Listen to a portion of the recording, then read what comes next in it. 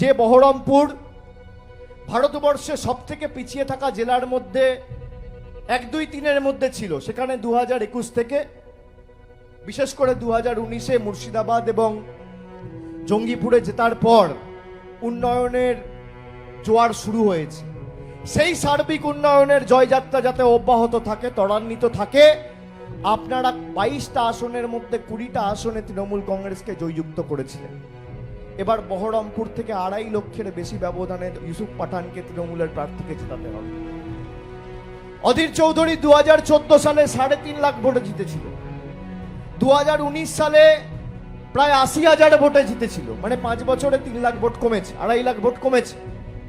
2021-এর ব্যবধান যদি আমরা ধরি এই বহরমপুর লোকসভায়, তাহলে তৃণমূল কংগ্রেসের প্রার্থী 2.5 লক্ষের বেশি ব্যবধানে 21 সালের ভোটের নিরিখে জয়ের ব্যবধানে আমরা এগিয়ে রয়েছি।